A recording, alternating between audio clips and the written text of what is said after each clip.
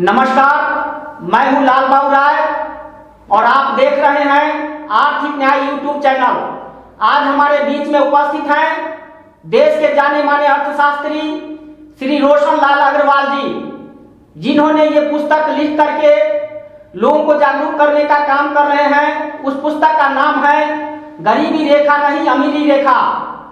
ये चाहते हैं देश के सभी गरीबों को गरीबी रेखा से ऊपर उठा करके यानी अमीरी रेखा में लाने का, सभी व्यक्ति अमीर हो। और ये चाहते हैं हर व्यक्ति को जन्म से मृत्यु तक 10,000 रुपया प्रति महीना नागरिक भत्ता के रूप में मिलता रहे, जिससे उनकी बेरोजगारी, गरीबी यानी हर समस्याओं का समाधान हो सके। यानी लाभांश के रूप में सरकार दे संपत्ति कर लगा करके। तो इनसे आज हम जानना चाहेंगे कि संपत्ति पर कर लगा करके मुफ्त में सभी व्यक्तियों को 10,000 रुपया नागरिक भत्ता अगर दिया जाए तो क्या ये मुफ्तखोरी नहीं होगी? बात तो स्पष्ट हो गई है बिना कहे ही। जब हम मान लेते हैं कि देश के सारे प्राकृतिक संसाधनों, सारी संपदा संपत्ति पर देश के सब नागरिकों का समान अधिकार है, इसलिए देश की अर्थव्यवस्था का मुख्य आधार उसकी यही प्राकृतिक संपदा होती है, यही पूंजी होती है। तो फिर उस पूंजी से जो लाभ पैदा होता है उस पर सब लोगों का समान अधिकार होगा। लेकिन उसका दूसरा जो बिंदु है कि समान पूंजी होते हुए भी अर्थव्यवस्था के विकास और नया स्वरूप ग्रहण करने में, उससे ज्यादा से ज्यादा लाभ प्राप्त करने में सबकी भूमिका समाप्त नहीं हो सकती। जिनकी बुद्धि, जिनका पौरुष, जिनकी मेहनत, जिनकी योजनाएं अच्छी होती हैं, वे उनका अधिक लाभ उठा सकते हैं। और जिनकी बुद्धि या मेहनत की क्षमता बराबर नहीं होती, बहुत कम होती है, और समाज के वे लोग भी जो पूरी तरह अक्षम भी होते हैं, वे लोग भी इस समाज का परिवार की तरह अभिन्न अंग होते हैं। और इसीलिए पूंजी से मिलने वाले लाभ में सबका समान हिस्सा होना चाहिए। और व्यक्तिगत परिश्रम, बौद्धिक या शारीरिक दृष्टि से जिसकी जितनी अधिक भूमिका हो, उनका अधिक भाग भी होना चाहिए। और उसी के बल पर सबका जीवन यापन चलना चाहिए। जो अधिक कमाएगा वह अधिक खाएगा, अधिक अच्छा उपभोग करेगा। हर व्यक्ति को अपने कमाए गए धन को अपनी स्वतंत्रता और सुख के लिए खर्च करने का अधिकार है। लेकिन सारी आवश्यकताओं की पूर्ति होने के बाद जो धन बचेगा, जो शुद्ध लाभ के रूप में, संपत्ति के रूप में एकत्र होता है, उसकी समान मात्रा का स्वामित्व उसे प्राप्त होगा। अर्थात एक व्यक्ति का औसत संपत्ति अधिकार, जिसे हम उसका मूल अधिकार कहते हैं, वह बराबर होगा। और जिसका औसत से ज्यादा होगा उसका छीना नहीं जाएगा, लेकिन हम उसे उसका मालिक नहीं मान सकते और उसे समाज का कर्जदार मानना पड़ेगा। अर्थात वह कितना भी कमा सकता है, अपने पास रख सकता है, लेकिन औसत सीमा से अधिक संपत्ति का स्वामित्व उसे नहीं मिलेगा। वह समाज का कर्जदार होगा। इसलिए औसत से ज्यादा संपत्ति पर ब्याज की दर से उसे तब तक कर देना पड़ेगा जब तक वह औसत से अधिक संपत्ति अपने पास रखना चाहेगा। उसे छिपाने का अधिकार नहीं होगा, झूठ बोलने का अधिकार नहीं होगा। और इसी स्पष्ट व्यवस्था के द्वारा उन लोगों से संपत्ति कर लिया जाएगा जिनके पास जितनी औसत से ज्यादा संपत्ति है। मैं समझता हूं कि अपने गंभीर अध्ययन से मुझे यह विश्वास है कि औसत सीमा से अधिक संपत्ति पर ब्याज की दर से संपत्ति कर लगाकर हम समाज को सभी प्रकार के करों से मुक्त कर सकते हैं। और इसी सूत्र के अनुसार अगर हम केवल मुट्ठी भर अमीरों की संपत्ति पर संपत्ति कर लगाएं तो समाज को किसी प्रकार का कोई अभाव पैदा नहीं होगा। अर्थात सरकार के बजट का भरपूर समाधान होगा, घाटे का बजट नहीं बनाना पड़ेगा और पूरी स्वतंत्रता के साथ लाभ का बजट हम बना सकते हैं। क्योंकि मुट्ठी भर अमीरों के पास समाज की आज 80% संपत्ति इकट्ठी हो चुकी है और आंकड़े तो बता रहे हैं इससे भी बहुत ज्यादा संपत्ति उनके पास है। लेकिन गोपनीयता का काला कानून बनाकर समाज को उस जानकारी से वंचित कर दिया गया है और इसीलिए बेईमानी पर टिकी हुई यह अर्थव्यवस्था अनेक लोगों को जीने के अधिकार से वंचित कर रही है। आपको भी यह समझ में आ जाएगा कि यह षड्यंत्र यह कभी भी न्याय की कसौटी पर खरा नहीं कहा जा सकता।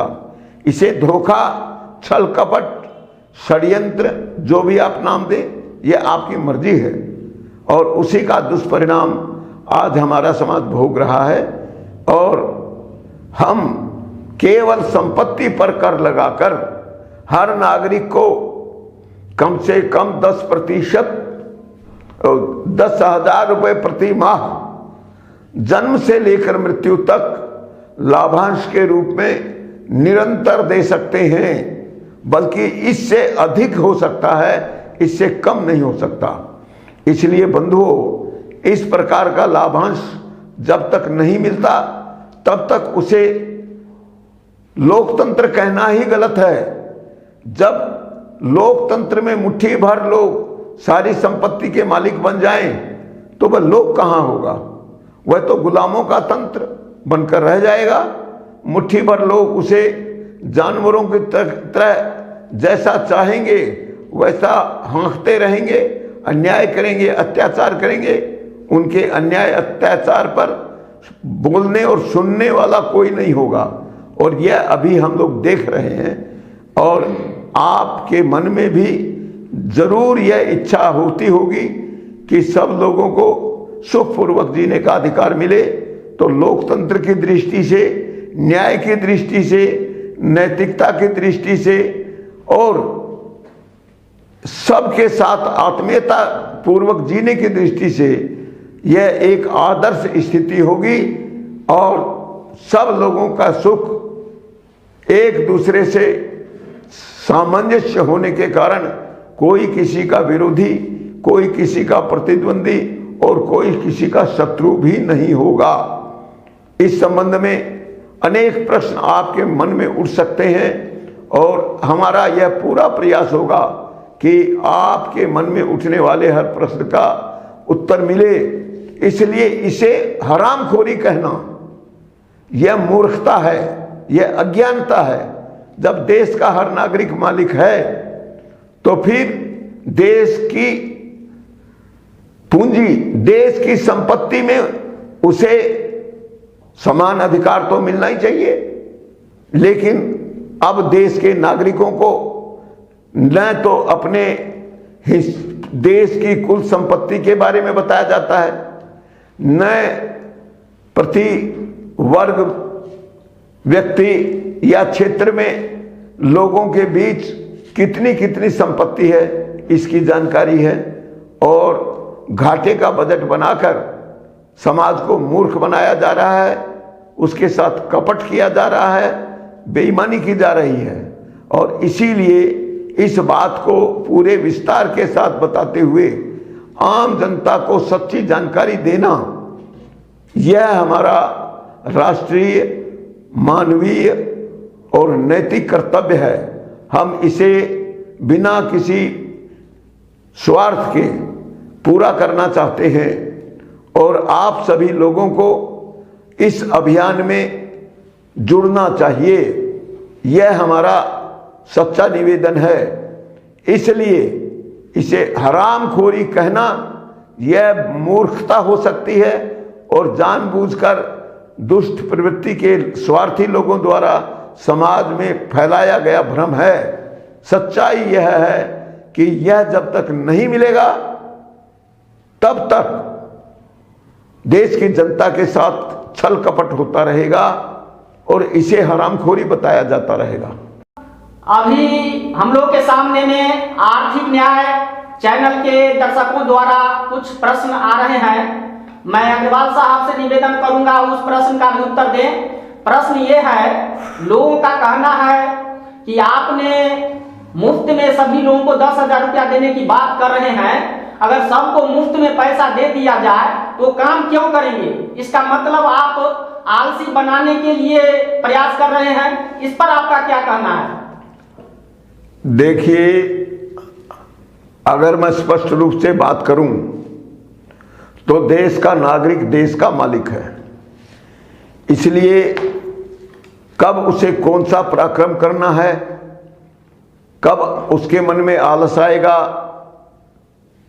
कब वो करना चाहेगा या नहीं करना चाहेगा, उसकी अपनी रुचि क्या होगी, इन सब के आधार पर हर व्यक्ति को अपना निर्णय लेने का अधिकार है, पूरी स्वतंत्रता है। लेकिन देश की अर्थव्यवस्था तो पूंजी से चल रही है ना। उस पूंजी से जो लाभ उत्पन्न हो रहा है उसे सब लोगों में समान रूप से वितरित करना, क्या यह अन्याय है? क्या यह गलत है? क्या यह हरामखोरी है? क्या यह मुफ्तखोरी है? मुझे इस बात का उत्तर देने में कठिनाई कुछ नहीं है, लेकिन जानबूझकर जो भ्रम समाज में पैदा किया जा रहा है उसकी मैं भर्त्सना और निंदा करता हूं और प्रत्येक व्यक्ति को स्वतंत्र रूप से उस पर चिंतन करने के लिए प्रेरित करना चाहता हूं।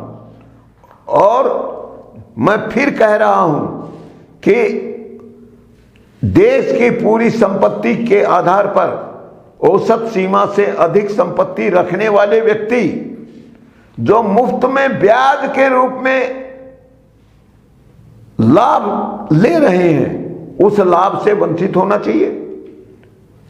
आज ब्याज से मिलने वाला लाभ मुट्ठी भर लोगों के पेट में जा रहा है, बाकी लोग भूखे मर रहे हैं।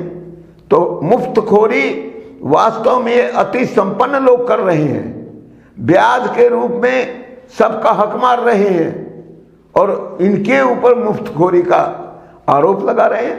यह उल्टी बात है। इसलिए कोई मुफ्तखोरी नहीं है।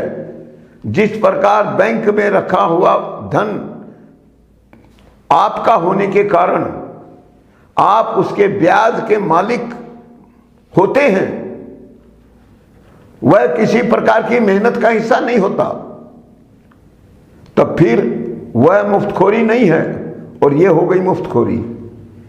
यह वास्तव में उल्टा चोर कोतवाल को डांटे वाली कहावत है। हमें इस गलत, झूठी और षड्यंत्रपूर्ण मानसिकता से बाहर निकलकर हर व्यक्ति की स्वतंत्रता को आधार मानकर इस सारे मसले पर गंभीरता से विचार करना चाहिए। तो समझ में आ जाएगा कि यह मुफ्तखोरी नहीं है, बल्कि न्याय की दृष्टि से ऐसा होना परम आवश्यक है, उसके बिना न्याय की कोई कल्पना ही नहीं होती। और यह बात आपकी समझ में आई तो आगे के अनेक प्रश्न, उनका उत्तर आपको खुद मिलता जाएगा। और इसमें जो पुस्तक लिखी गई है, गरीबी रेखा नहीं अमीरी रेखा, और इसका अंग्रेजी अनुवाद आपकी पूरी सहायता करेगा। और हमारा प्रयास यह रहेगा कि जो भी श्रोता उसे मंगाना चाहेंगे वह उन्हें बिना किसी मूल्य के उनके पोस्टल ऑर्डर पर हम भेजने का प्रयास करेंगे, ताकि कई जटिल प्रश्नों के उत्तर उससे उन्हें सहज रूप से मिल जाएं। और जहां कहीं भी उन्हें कठिनाई हो, उस पुस्तक से ही उनका समाधान हो जाए। और उसमें भी जो कसर बचे, जिनकी पढ़ने में ज्यादा रुचि नहीं होती या अपनी अक्षमता के कारण वो पढ़ नहीं पाते, उन सब लोगों को चैनल के माध्यम से सारे प्रश्नों के उत्तर मिलते रहें, यह हमारा प्रयास होगा। फिलहाल आर्थिक न्याय चैनल के दर्शकों में एक दर्शक हैं ग्राम लड़ुआ से नीतीश कुमार राय, समस्तीपुर बिहार से। वो अपना सुझाव भेज रहे हैं कि लाभांश के जगह पर रोजगार क्यों नहीं मिलना चाहिए। मैं जानना चाहूंगा अग्रवाल साहब से, इस पर आपका क्या कहना है दर्शकों के सामने। अभी तक जो अर्थव्यवस्था पूरी दुनिया में चलती रही, उसमें रोजगार को ही सुखी जीवन का आधार माना गया है। लेकिन अब भौतिक विज्ञान की उन्नति से नए नए आविष्कार हो रहे हैं। हर काम को सरल से सरल ढंग से पूरा करने के लिए नई नई मशीनें आ रही हैं और बहुत मशीनें अपने इस उद्देश्य में पूरी तरह सफल हैं। अब ऐसी स्थिति में आप सोचिए कि पहले जो काम बहुत कठिन थे, अब मशीनों की सहायता से बहुत सरल हो गए हैं। कहीं दूर दूर तक आने जाने का मामला हो, माल ढुलाई का मामला हो, संवाद का बातचीत का मामला हो, और अब तो वीडियो कॉन्फ्रेंसिंग ही होने लगी है। यानी देश के अलग अलग कोने में बैठे हुए आदमी एक जगह बैठे हुए व्यक्ति की तरह आपस में बातचीत कर रहे हैं, संवाद कर रहे हैं, पूछे गए प्रश्नों के उत्तर दे रहे हैं। तो फिर जो काम पहले रोजगार के रूप में इन सारे कामों को पूरा करने के लिए होते थे, अब मशीनों की सहायता से बैठे बैठे हो रहे हैं। तो ऐसी स्थिति में फिर पुराने तरीके से रोजगार की बात नहीं उठ सकती, क्योंकि सारा रोजगार इन्होंने समाप्त कर दिया और बहुत आसानी से भारी उत्पादन हुआ, हर प्रकार का उत्पादन हुआ। हर प्रकार का वह उत्पादन मजबूत संसाधनों के द्वारा हर जगह पहुंच गया। तो फिर रोजगार क्या चीज का बचेगा? इनमें होने वाली मेहनत की बचत अनायास ही वह बच गई। तो आप बताइए कि यह जो मशीनों से मिलने वाला लाभ है, यह सबका लाभ हुआ कि नहीं? समाज के कुछ अति विशिष्ट वैज्ञानिकों ने, शोधकर्ताओं ने अनेक प्रकार के उपायों की खोज की, अनेक प्रकार की मशीनों उपकरणों की खोज की। तो क्या इन सब का लाभ मुट्ठी भर अमीरों को मिलेगा? हो यही रहा है। वास्तव में इसका जो शुद्ध लाभ है वह पूरे समाज में वितरित होना चाहिए, जिसे हम लाभांश के रूप में देना चाहते हैं। जब मेहनत के द्वारा बनने वाले सारे कामों की कोई जरूरत ही नहीं रही, तो फिर वह रोजगार का आधार नहीं बन सकते। लेकिन यदि इस भौतिक विज्ञान की उन्नति से जो शुद्ध लाभ मिला, उसके कारण भारी समृद्धि आई, तो फिर इस समृद्धि का लाभ पूरे समाज में वितरित होना चाहिए कि नहीं होना चाहिए। इसलिए आज की स्थिति के अनुसार सब लोगों को न्यायपूर्वक हम शुद्ध लाभ का वितरण कर सकते हैं, लाभांश दे सकते हैं, लेकिन रोजगार की आशा करना यह बहुत बड़ी गलती होगी। अब राजनेताओं की जो झूठी घोषणाएं हैं वो तो होती आ रही हैं, लेकिन कोई भी राजनीतिक दल समाज के किसी भी व्यक्ति को अगर रोजगार देने की गारंटी देता है तो वह झूठ बोलता है, वह समाज के साथ मक्कारी करता है। और इसीलिए हम अब सच पूरे समाज के सामने रख देंगे कि शुद्ध लाभ में सबके हिस्सेदारी क्यों नहीं हुई।